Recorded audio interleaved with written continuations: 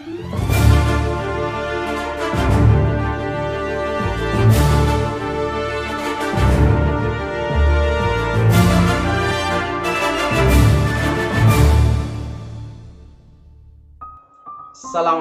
warahmatullahi wabarakatuh. Jangan menunda untuk berbuat baik, karena waktu selalu berputar maju dan tidak bisa diputar ulang. Hari ini milik kita, esok tidak ada jaminan akan menjadi milik kita. Maka orang yang bijak adalah berbuat baik apa yang bisa dilakukan hari ini, baik untuk dirinya sendiri maupun untuk sesama. Baik, selamat berjumpa kembali bersama sahabat Matematika Channel dalam serial pembahasan soal-soal persiapan menghadapi ujian sekolah atau USBN Matematika Jenjang SMP. Volume yang ke-50, kita akan melanjutkan pembahasan soal-soal untuk materi statistika bagian yang keempat. Soal-soal yang akan kita bahas adalah seputar menyajikan data dan menafsirkan data statistik. Nah, maka dari itu, mari kita siapkan pikiran, hati, dan diri untuk hadir fokus mengikuti sajian berikut dengan seksama dan sepenuh hati, agar apa yang kita sajikan dan kita bahas ini nanti benar-benar bisa kalian pahami dengan baik. Dan juga bila berkenan, silakan subscribe channel ini, juga tekan tombol loncengnya agar kalian mendapatkan notifikasi dari tayangan video-video kami yang terbaru. Tapi jika tidak berkenan, tidak mengapa, kami apresiasi kebersamaan kalian di channel ini. Selamat mengikuti.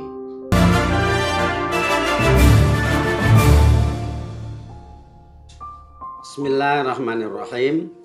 Serial pembahasan soal-soal prediksi ujian sekolah Matematika Jenjang SMP, volume ke-50, materi statistika bagian keempat. Cita-cita tanpa usaha bohong, usaha tanpa doa sombong. Kita mulai. Soal nomor 27.18. Data penjualan buku IPA dan matematika dari toko Anissa dalam 5 hari di minggu pertama bulan Maret ditunjukkan pada diagram batang berikut. Selisih rata-rata terjual per hari dari buku IPA dan matematika adalah titik. Penyelesaian. Kita tentukan rata-rata terjualnya buku per hari dari masing-masing mata pelajaran, yaitu yang pertama adalah rata-rata terjual buku IPA. Pada hari Senin buku IPA terjual 20, kemudian hari Selasa 40, hari Rabu 60, hari Kamis 40, dan hari Jumat 40. Kita jumlahkan selama 5 hari, berarti kita bagi 5 untuk mendapatkan rata-rata per hari. Sama dengan 200 per 5, hasilnya 40 buku per hari. Rata-rata terjual buku IPA. Berikutnya untuk matematika. Hari Senin adalah 30, Selasa 30, Rabu 50, kemudian Kamis 70, dan Jumat 30. Kita jumlahkan dibagi 5 karena penjualan selama 5 hari. Sama dengan 210 per 5, sama dengan 42 buku per hari. Selisih rata-rata terjual per hari dari buku IPA dan matematika adalah 42 dikurangi 40 sama dengan 2 buku. Jawabannya adalah A. Berikutnya soal nomor 27.19. Data pengunjung perpustakaan sekolah dalam 5 hari pada minggu pertama bulan Januari adalah seperti pada grafik. Akan tetapi untuk data hari Jumat tersobek. Jika diketahui rata-rata pengunjung tiap hari adalah 60 orang, maka banyak pengunjung pada hari Jumat adalah titik. Kita selesaikan. Kita misalkan banyak pengunjung pada hari Jumat yang tidak diketahui karena diagramnya tersobek. Kita misalkan sebagai anggota data kelima kita beri nilai P. Ya, kita misalkan P orang. Maka kita gunakan kata kunci rata-rata pengunjung setiap hari adalah 60. Kita gunakan rumus rata-rata, berarti pengunjung hari pertama tambah pengunjung hari kedua tambah pengunjung hari ketiga tambah pengunjung hari keempat tambah pengunjung hari kelima per 5. Kita substitusikan yang sudah diketahui nilainya.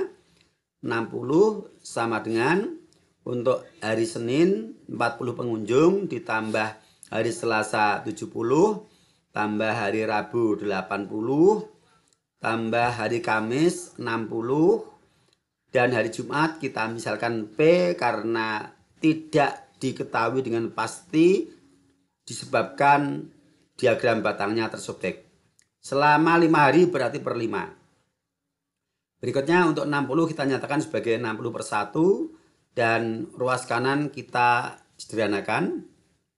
60 per 1 sama dengan 250 ditambah P per 5. Seperti biasa perkalian silang. Kemudian kita buka kurung. Dan berikutnya 250 kita pindah ke ruas kanan menjadi min. Sehingga P adalah 300 dikurangi 250 sama dengan 50. Jadi kita bisa mendapatkan jawaban bahwa pengunjung pada hari Jumat yang datanya tersobek adalah 50 orang. Jawaban yang benar adalah D. Kita lanjutkan soal nomor 27.20. Hasil ulangan matematika kelas 9A disajikan dalam diagram batang seperti pada gambar. Selisih nilai median dan rata-rata adalah titik. Penyelesaian, kita tentukan nilai rata-rata terlebih dahulu ya. Untuk menentukan nilai rata-rata data yang disajikan dalam bentuk diagram batang seperti nomor 27.20 ini tidak sama dengan nomor 27.18 dan 27.19. Dikarenakan di sini sumbu mendatarnya berupa nilai. Sedangkan untuk soal nomor 27.18 dan 27.19 sumbu mendatarnya berupa waktu atau nama hari. Maka untuk menentukan rata-rata diagram batang seperti ini adalah seperti kita menentukan rata-rata data ulangan yang disajikan dalam bentuk tabel distribusi frekuensi. Perhatikan di sini. Yang mendapatkan nilai 5, tingginya adalah 5. Artinya yang mendapat nilai 5 adalah 5 anak. Kita tulis frekuensinya di puncak batang. Ini untuk mempermudah saja. Yang mendapatkan nilai 6 adalah tingginya 7. Berarti 7 anak. Yang mendapatkan nilai 7 tingginya adalah 9, berarti 9 anak. Yang mendapatkan nilai 8, frekuensinya tingginya adalah 5. 5 anak kita tulis. Yang mendapat nilai 9, 4 anak. Dan yang mendapat nilai 10 juga 4 anak. Sekarang kita hitung rata-ratanya. Rata-rata adalah jumlah seluruh anggota data dibagi banyak data. Kita kalikan setiap nilai dengan frekuensinya. Kita jumlahkan, kemudian kita bagi dengan jumlah frekuensinya. Yaitu 5 dikali 5, ditambah 6 dikali 7, ditambah 7 dikali 9, ditambah 8 dikali 5, ditambah 9 dikali 4, ditambah 10 dikali 4, per 5 ditambah 8, ditambah 9, ditambah 5, ditambah 4, ditambah 4 adalah jumlah dari frekuensi yang kita tulis di masing-masing puncak batang. Kemudian kita hitung dan kita sederhanakan, hasilnya sama dengan 7/35. Ini nilai min-nya. Berikutnya kita hitung nilai mediannya. Median adalah nilai tengah dari data. Seperti ketika kita menentukan median data ulangan yang disajikan dalam bentuk tabel distribusi frekuensi, maka ini kita bayangkan ada 5 anak yang nilainya 5 berbaris, disambung 7 anak yang nilainya 6, disambung 9 anak yang nilainya 7, disambung 5 anak yang nilainya 8, disambung 4 anak yang nilainya 9, dan berikutnya terakhir 4 anak yang nilainya 10. Untuk mendapatkan anak yang posisinya di tengah, maka kita mengeluarkan anak dari barisan ujung kanan dan ujung kiri dengan menggunakan patokan ujung yang banyak anggotanya sedikit.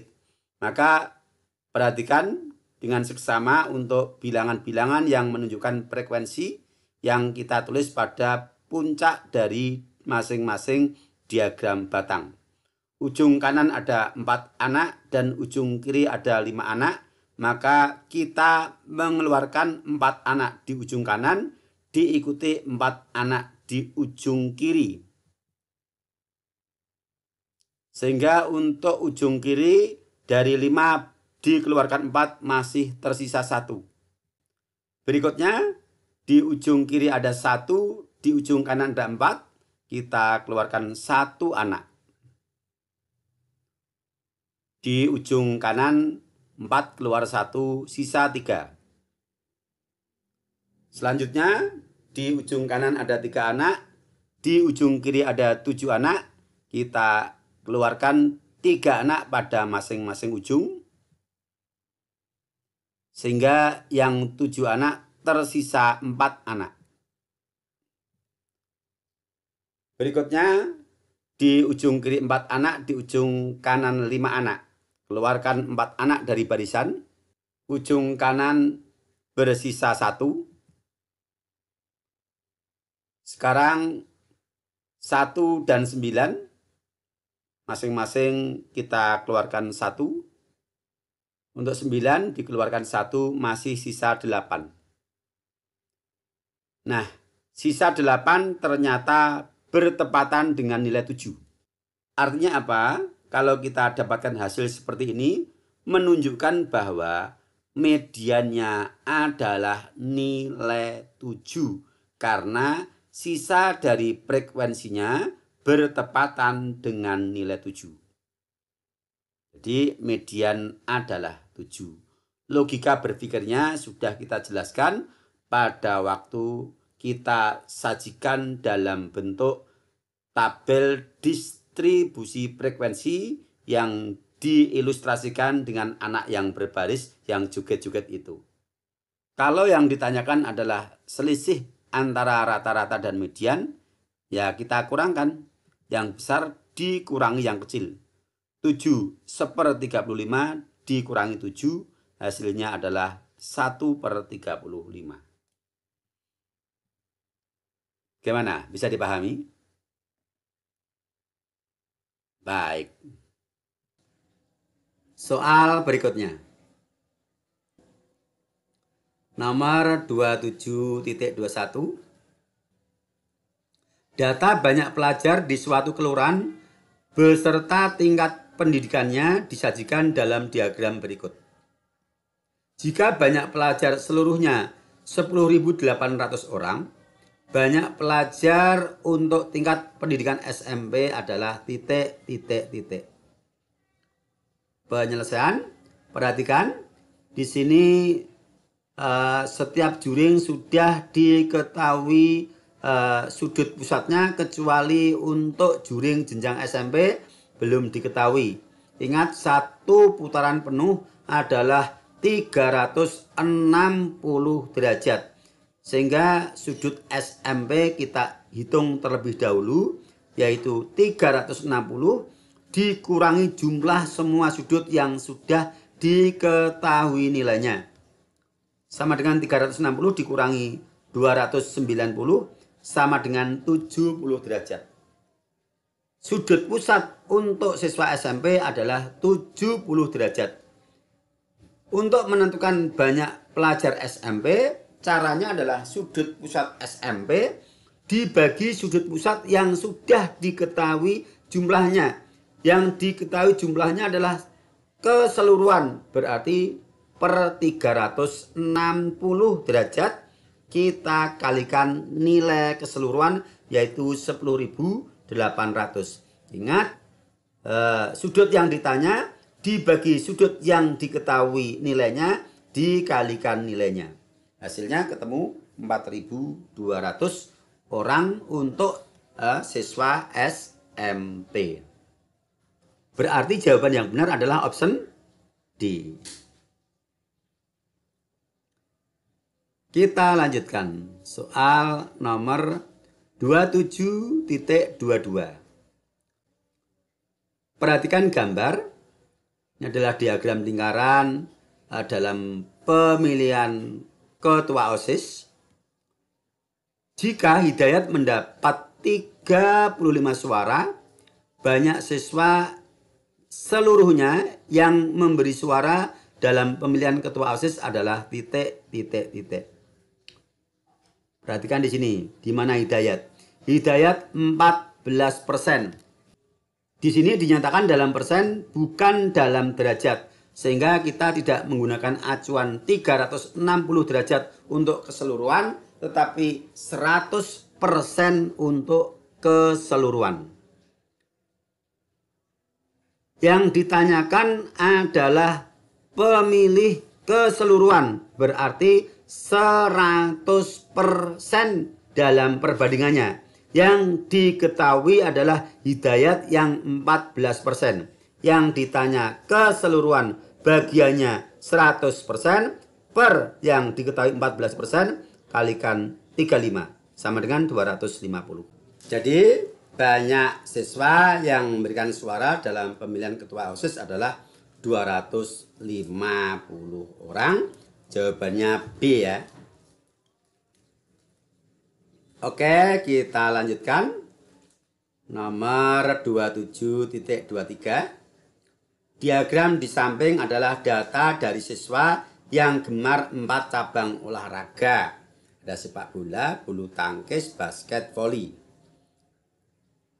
Jika banyak siswa yang gemar sepak bola 50 orang, berapa siswa yang gemar basket? Disajikan dalam derajat. Basket belum diketahui sudut pusatnya, yang diketahui adalah sepak bola 125 derajat dengan banyak penggemar 50 orang. Kita tentukan sudut pusat dari basket 360 derajat dikurangi jumlah sudut yang sudah diketahui. Sama dengan 360 derajat dikurangi 290 derajat sama dengan 70 derajat. Yang ditanyakan adalah banyak siswa yang mengikuti basket atau gemar basket.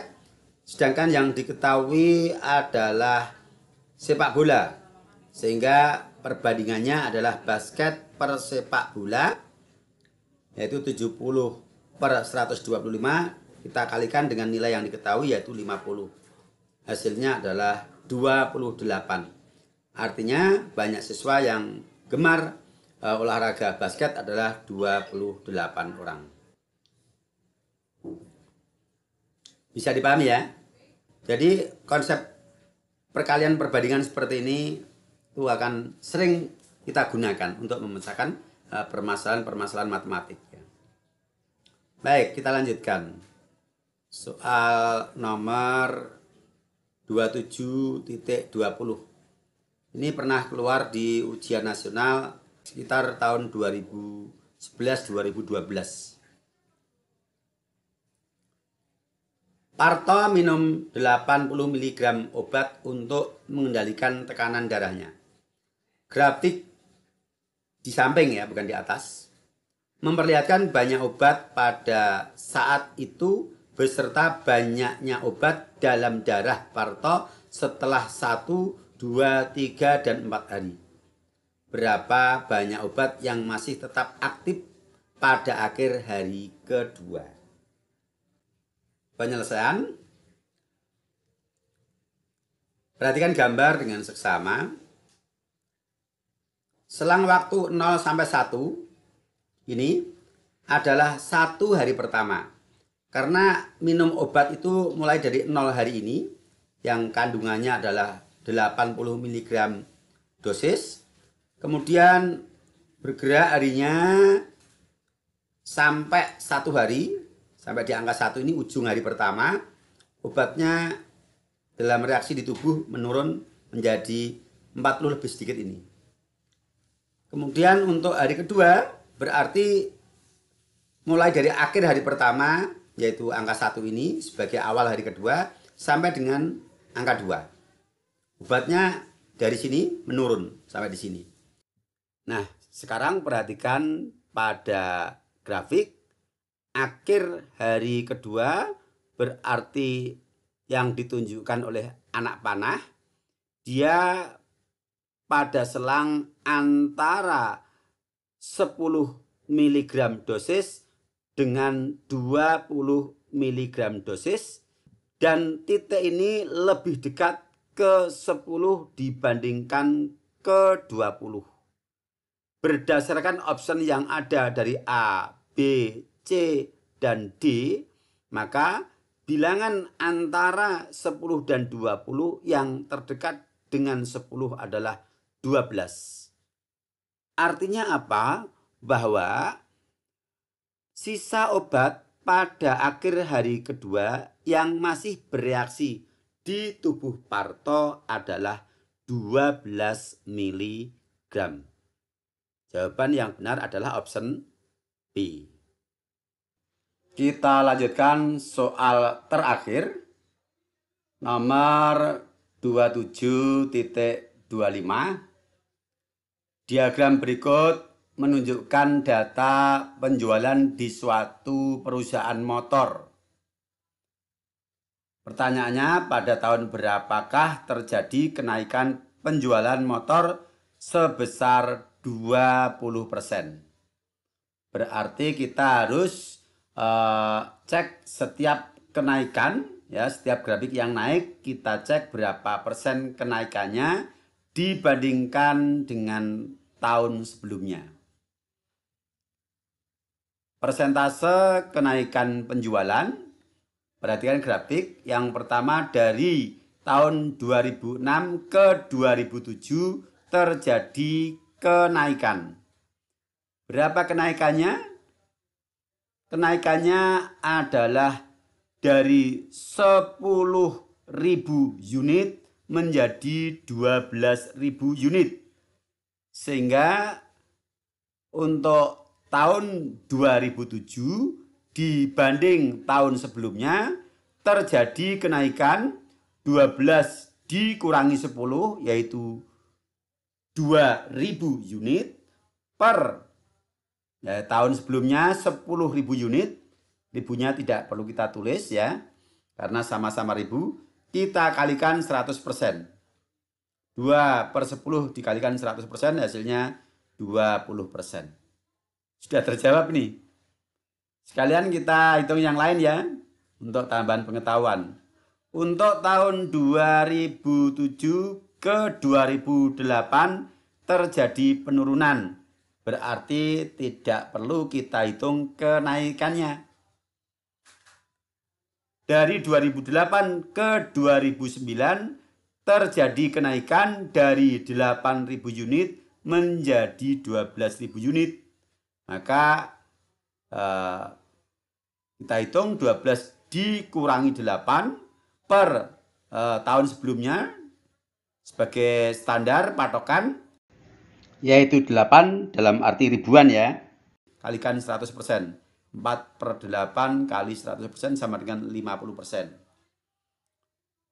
Tahun 2009 ke 2010 berarti 2009 16.000 unit, 2010 12.000 unit.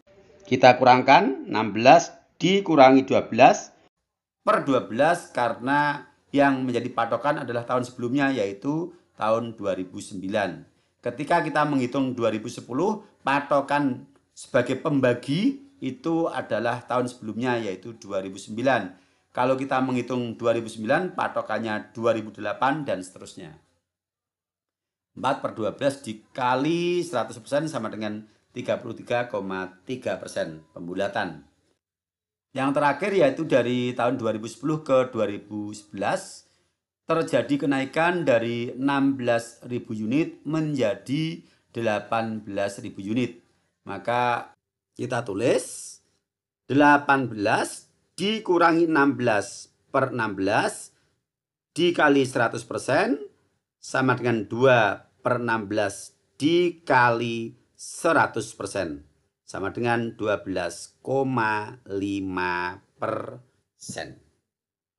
Tadi sudah kita dapatkan jawaban, yaitu untuk yang kenaikannya sebesar 20% adalah tahun 2007 dibandingkan tahun sebelumnya, yaitu tahun 2006. Oke? Bisa dipahami ya? Ya, syukurlah.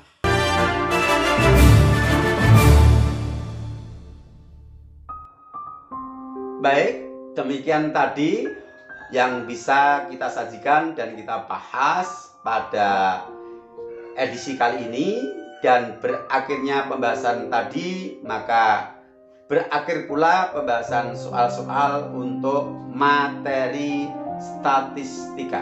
Insya Allah berjumpa lagi pada materi berikutnya, tetap di channel yang sama, Sahabat Matematika Channel. Assalamualaikum warahmatullahi wabarakatuh.